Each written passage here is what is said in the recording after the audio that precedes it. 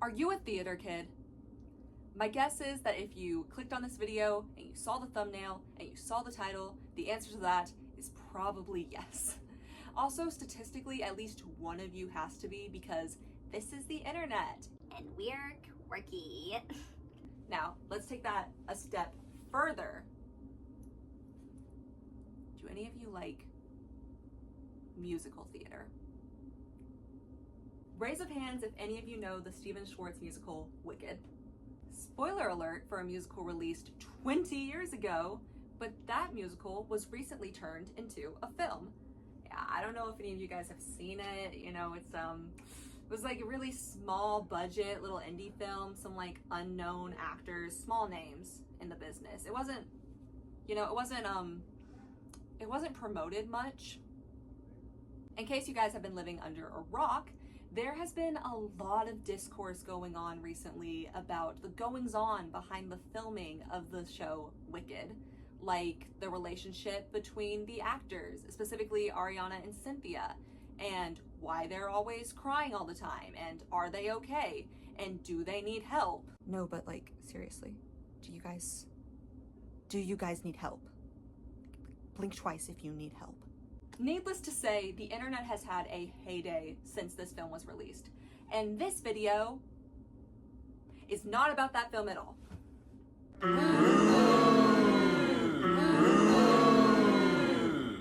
You guys, you saw the thumbnail. You knew what this was going to be about. No, leave me alone. No. Today, we are discussing what has not been affectionately referred to as the most cursed movie in history. So, throw on your ruby slippers, hop on your broomsticks, beware of little girls with giant pails of water, and prepare to enter the odd world of the Wizard of Oz. Find that work, hey! Every time she opens her mouth, I pee. That's my life. My dad keeps singing Pink Pony Club. You need to call the police. I think I probably know like 2 straight people. It's this random twink that works at Google. Now that I know that you went to fashion school.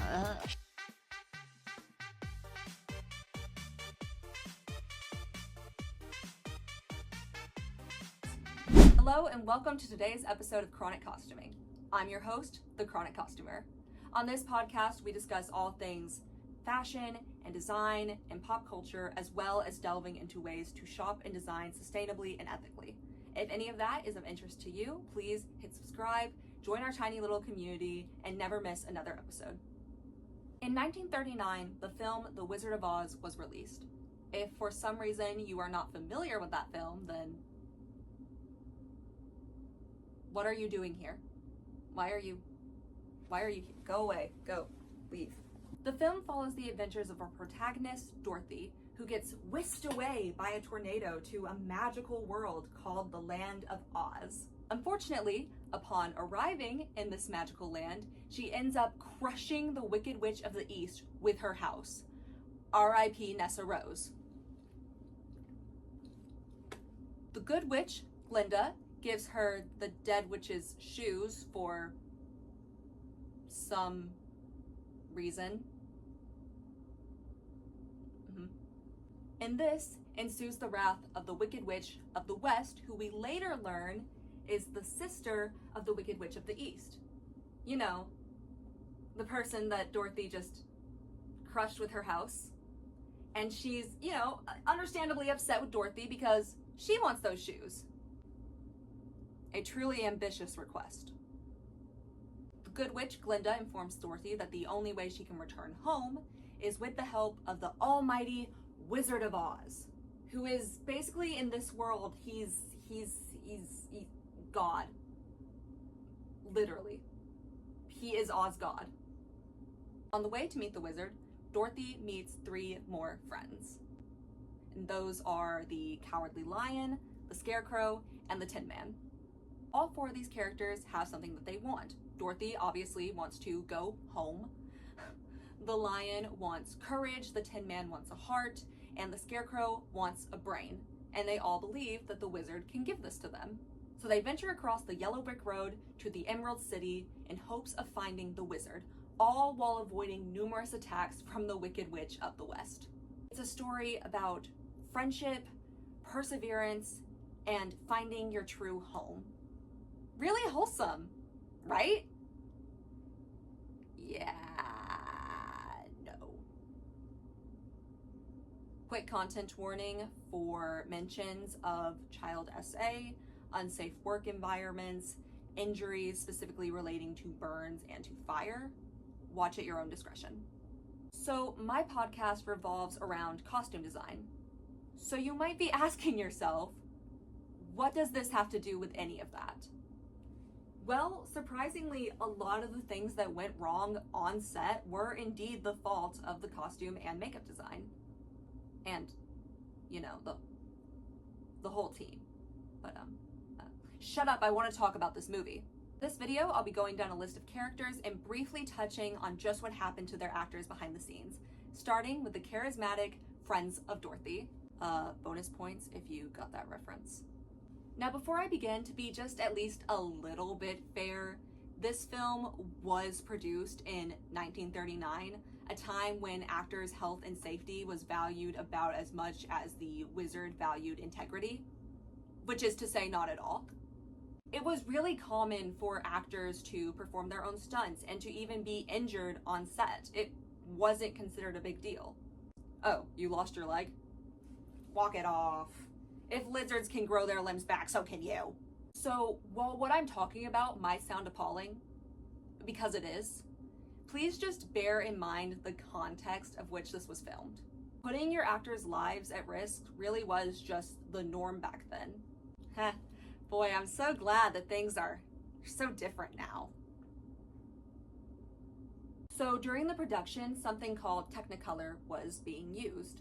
And while it looked outstanding on screen, it caused horrific temperatures. I'm talking like 100 degrees Fahrenheit temperatures. Don't ask me what that is in Celsius. I am just merely a dumb American. I don't know. But the point is, hot. Like a summer day in Mississippi, hot. Actors on set would really commonly faint just because of how horrific this heat was. Burt Lahr, the actor playing the Cowardly Lion, definitely had it the worst as far as heat goes. You see, his costume was made out of real lion skin. I am not joking. He would sweat so much in this costume, which, by the way, was over 90 pounds, that it would have to be left in an industrial drying bin overnight, and even then, it still wouldn't be dry by the morning. And oh my God, I can only imagine the stench. It was even apparently molding due to the excess amount of sweat that would be gathered in it every day. So did the production team do anything about this? Did they look at their poor, suffering actor and think, maybe we should find an alternative? Nope. They just threw him back in it every day and said, all right, have fun. Don't screw it up. Buddy Ebsen and Jack Haley are the actors responsible for portraying the Tin Man. Sort of. So, for reference, Buddy Ebsen was cast first. His makeup consisted of a white face paint and aluminum powder. I wonder what could go wrong. Ebsen began experiencing shortness of breath and very intense cramps on set. It was later discovered after a rush trip to the hospital that the aluminum had coated his lungs. Quick side story, when I was about 12, I had aspergillosis, which is essentially a lung infection that you get from inhaling spores of the aspergillus fungus. So I essentially had mold growing inside of my lungs, I wish I was joking, for about a year. And let me tell you, it was not fun. It was not fun. So I definitely have some very personal sympathies for Ebsen here. Ebsen was in the hospital for about 2 weeks because one of his lungs was literally failing. And so what did the production team do?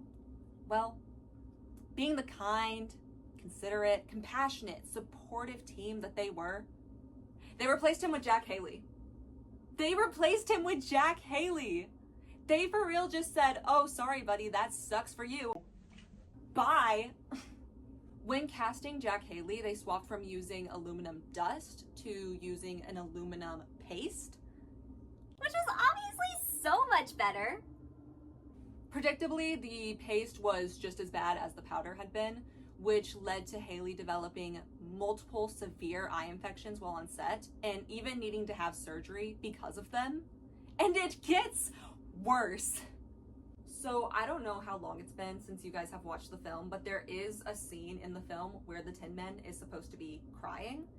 And they didn't use oil because they found that it just didn't show up very well on camera. So what did they use instead? Chocolate syrup. They used chocolate syrup. Oh my god. Ray Blogger, the actor portraying the Scarecrow, wore a latex mask as part of his costume.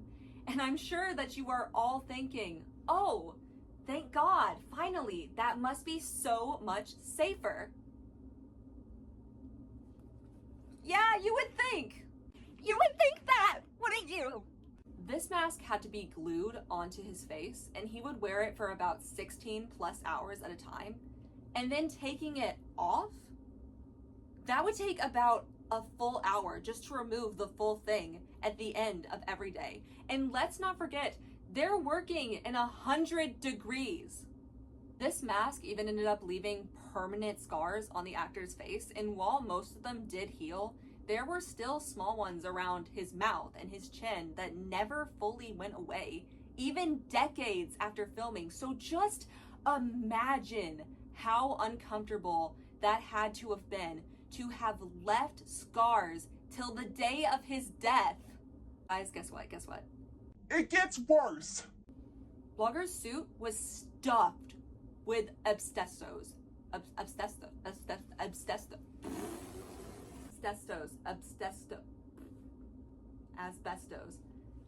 His suit was stuffed with asbestos. Guys, I swear I am trying so hard to pronounce this word.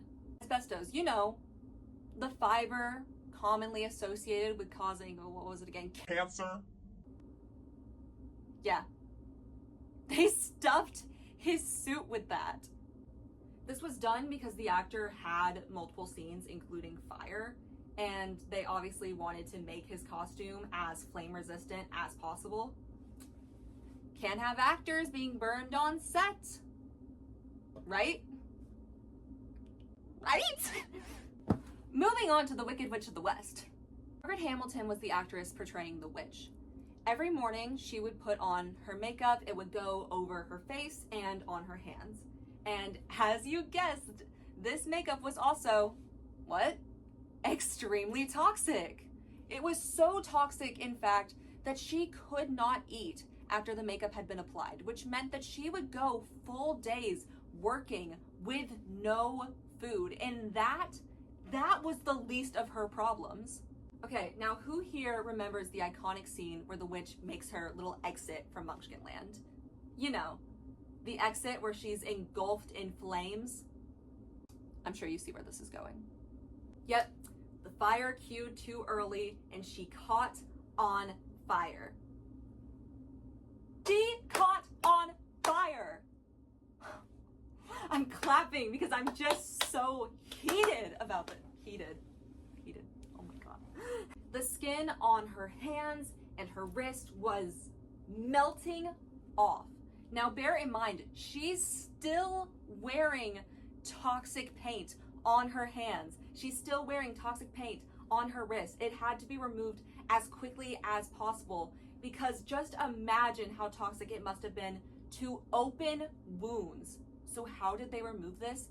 Alcohol. They doused this poor woman with alcohol and started scrubbing her over her open wounds to remove the paint as quickly as humanly possible. She was hospitalized for about 6 weeks before she was forced to either come back or be replaced like Epson.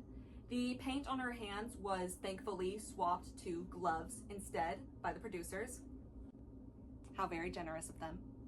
Margaret Hamilton later went on to say that the only reason she didn't sue for what happened to her was because she knew that if she did, she would never work in Hollywood again. Showbiz. Am I right? Hi, I'm so sorry.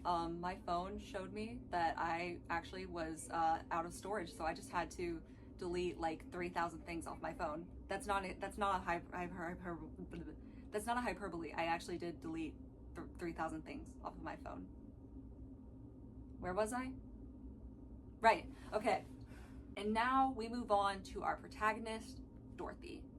Judy Garland's story is one that I'm sure most of you are familiar with. It's spoken about pretty frequently when we speak about child stardom and when we speak about the ways in which the industry and the ways in which Hollywood harms a lot of people, specifically young women. So it's not really something that I want to go especially into deep detail in here. It's just not something I'm comfortable discussing, and there are plenty of other videos out there that you can watch that will give you a much more detailed summary of her life.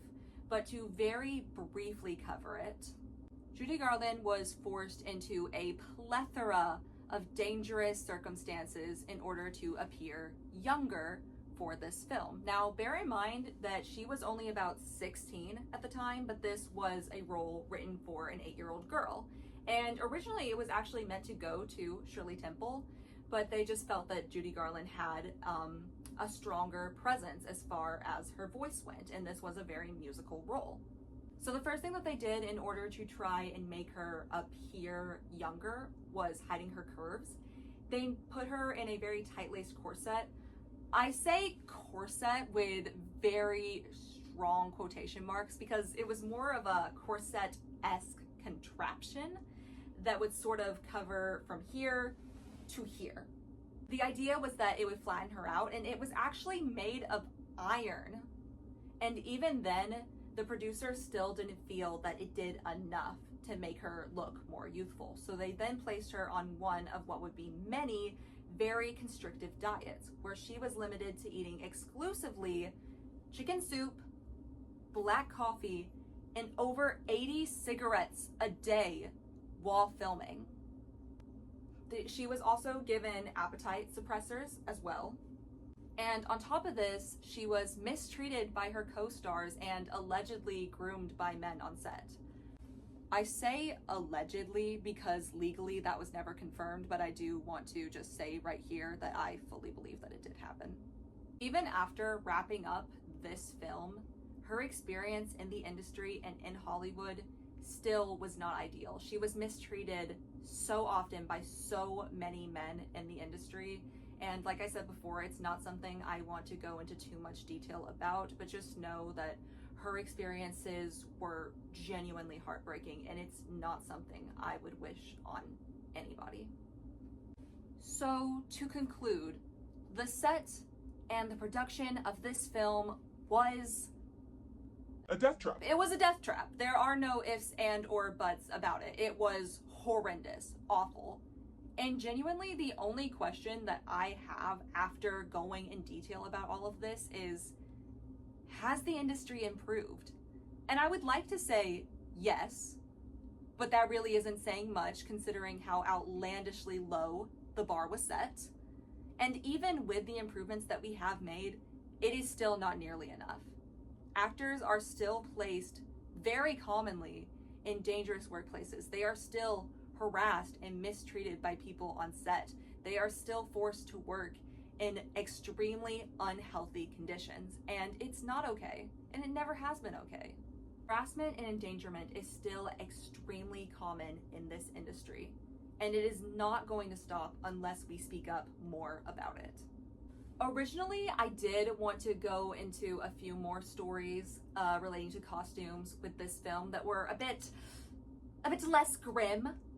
But with the length that this video already is, I don't believe I have time for that. That might have to be a video all its own.